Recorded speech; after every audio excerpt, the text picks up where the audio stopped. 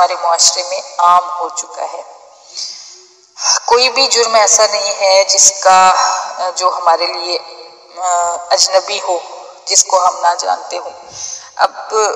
یتیم تو یتیم ہے، تھوڑا سا کوئی کمزور ہو، اسٹرانگ نہ ہو،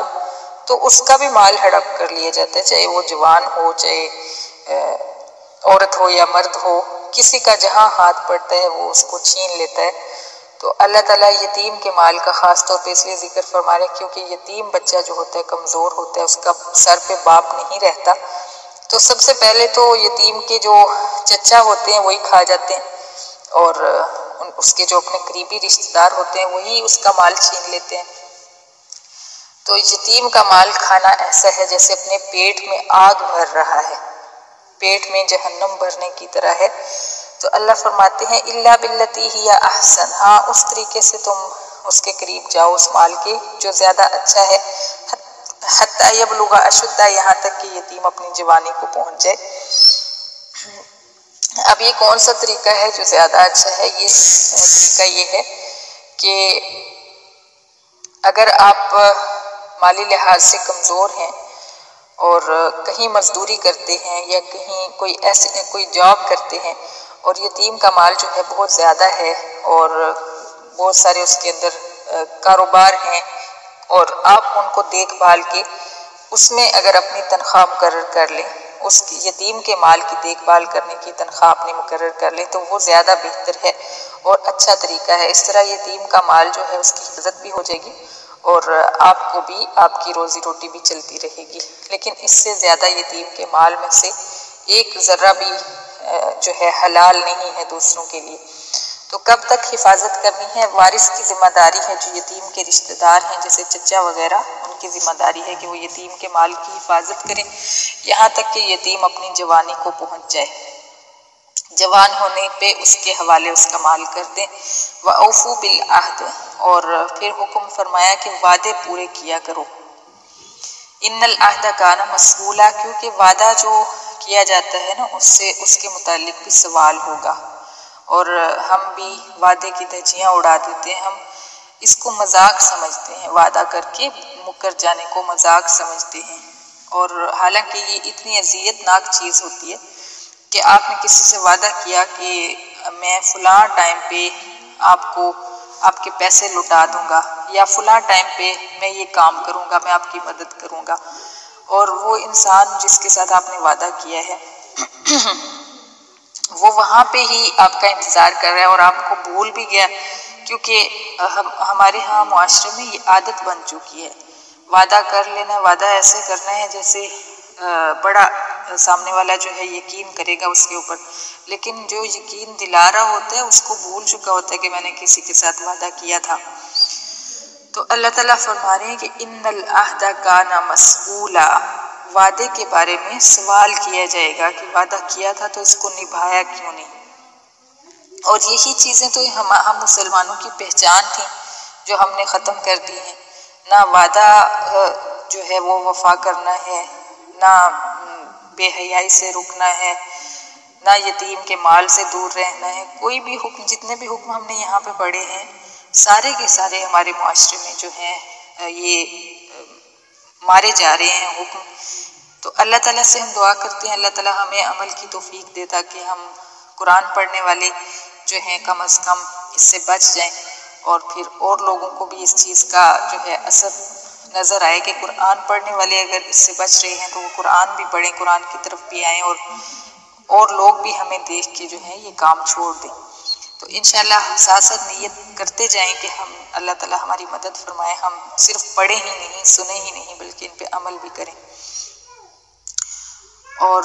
اگلا حکم اللہ تعالیٰ نے فرمایا وَأَوْفُوا الْكَيْلَ إِذَا كِلْتُمْ وَزِنُوا بِالْقِسْطَاسِ الْمُسْتَقِيمِ، اور جب تم ماپو کسی چیز کو تو پورا ماپو،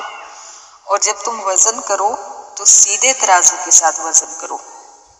یہ چیز بھی ہمارے معاشرے میں ختم ہو چکی ہے، ہم بددیانتی کرنا ایک ہنر سمجھتے ہیں، بددیانتی کر کے کمائی کرنا جو ہے یہ ایک سکل سمجھی جاتی ہے کہ کس طرح سے لوگوں کو فراڈ لگانا ہے، کس طرح سے جو ہے دھوکہ دینا ہے، کس طرح سے اپنا مال زیادہ کرنا ہے۔ تو تو اللہ کیا فرما رہے ہیں، اوف الکیل اذا کلتم، جب ماپ کرو تو پورا ماپ کرو، اور جب وزن کرو تو ترازو سیدھا ہونا چاہیے، جو ترازو کا جو دونوں پلڑے ہیں وہ برابر ہوں، پھر اس پہ وزن کرو۔ اور ہمارے ہاں کیا ہوتا ہے کہ جو جس کے اندر چیز تولنی ہوتی ہے نا، اس سائڈ کے نیچے مقناطیس لگایا ہوتا ہے، اس کے نیچے جو ہے کیا کیا چیزیں باندھی ہوتی ہیں، وزن باندھا ہوا ہوتا ہے، اور گاہک کو پتہ ہی نہیں چلتا، اور بڑی بڑی مہارت ہے لوگوں کو اس معاملے میں، وزن جو ہے خراب کرنے میں۔ تو اس کا بڑا زیادہ نقصان ہے، اس سے برکت نہیں ہوتی۔ وہ جو کمائی ہوتی ہے نا، آرام سے آتا ہے کوئی جیب کاٹ کے لے جاتا ہے، اور وہ سارے دن بھر کی جو فراڈ لگائے ہوتے ہیں وہ اس جیب میں چلے جاتے ہیں، اور اسی طرح کبھی وہ بیماری پہ اٹھ جاتا ہے، کبھی مزید وہ جو حرام کا مال ہوتا ہے انسان کو ذلیل کرتا ہے زندگی کے اندر۔ تو حلال جتنا تھوڑا ہوتا ہے، پاکیزہ ہوتا ہے، اتنی ہی زندگی آسان رہتی ہے۔ ذالک خیر و احسن تأویلا، یہی بات اللہ تعالیٰ یہاں پہ فرما رہے ہیں کہ سیدھے ترازو سے تولنا اور ماپ پورا دینا جو ہے یہ انجام کے لحاظ سے اچھا ہے، یہ بہتر بھی ہے، اور اس کا انجام بڑا اچھا ہوتا ہے، یعنی کبھی آپ کا مال ضائع نہیں ہوگا، کبھی چوری نہیں ہوگا، کبھی آپ کا بیماری پہ نہیں اٹھے گا، کبھی آپ کا فضول چیزوں پہ نہیں ضائع ہوگا مال، اگر آپ نے کمانے میں احتیاط برتی ہے، حلال کمایا ہے۔ وَلَا تَقْفُ مَا لَيْسَ لَكَ بِهِ عِلْمٌ، اگلا حکم کہ جس چیز کو جاننے میں آپ کو فائدہ نہیں ہے اس کے پیچھے مت پڑو۔ اس سے مراد تجسس ہے، تجسس نہ کرو، اور ہمارے اندر تجسس بھی جو ہے انتہا درجے کا ہے، خاص طور پہ سوشل میڈیا کی وجہ سے تو یہ ساری بیماریاں جو ہیں بے انتہا پھیل گئی ہیں، کہ یہ جو ولاگرز ہیں، ڈیلی ولاگرز، ان کے ولاگ کیوں دیکھے جاتے ہیں اتنے؟ آپ کو پتہ ہے یہ بھی تجسس کی وجہ سے، ہمیں تجسس ہوتا ہے کوئی اپنے گھر میں کیا کر رہا ہے، ہم دوسروں کے گھروں میں جھانکنا چاہتے ہیں، دوسروں کے گھروں میں دیکھتے ہیں کہ کون کیا کر رہا ہے، تو جب کہ ان کو جاننے میں ان کے گھر میں کیا چل رہا ہے کوئی فائدہ نہیں ہے ہمارا، صرف وہ تجسس کی جو حص ہے اس کو تذکیر ملتی ہے کہ کون گھر کے اندر بیٹھ کے کیا کر رہا ہے، کس کے ساتھ کیا معاملہ ہو رہا ہے، کیسے ان کے آپس کے تعلقات جا رہے ہیں، یہ چیزیں بس تجسس کی جو حص ہے اس کو تسکین پہنچانے کے لیے ہم اپنا آدھا دن ضائع کر دیتے ہیں۔ تو اللہ فرماتے ہیں ان السمع والبصر والفؤاد کل اولئک کان عنہ مسئولا، یہ جو کان، آنکھیں اور دل ہم نے دیے ہیں نا، ان سب سے انسان کے بارے میں پوچھا جائے گا، یعنی یہ جو کان ہے ان سے بھی سوال ہوگا کہ اس بندے نے تمہارے سے کیا سنا تمہارے ذریعے، اور آنکھوں سے سوال ہوگا کہ یہ جس کو ہم نے آنکھیں عطا کی تھیں اس انسان نے تمہارے ذریعے کیا دیکھا، اور دل سے بھی سوال ہوگا کہ دل کو سیاہ کر کے رکھا یا پھر اس کو روشن رکھا۔ تو ان سب چیزوں سے انسان کے بارے میں اللہ تعالیٰ پوچھیں گے قیامت کے دن، یہ بیکار میں پیدا نہیں ہوگی، بیکار میں نہیں ملتی، اور نہ ہی یہ ہماری اپنی ہے، یہ جو ہماری حصے ہیں، جو ہماری صلاحیتیں ہیں، یہ سب اللہ کی عطا ہیں، اور اللہ ان سب کے بارے میں پوچھیں گے کہ اے انسان تو نے ان حصوں سے کتنا فائدہ اٹھایا اور بیکار میں ان کو کتنا ضائع کتنا کیا۔ اللہ تعالیٰ ہمیں عمل کی توفیق عطا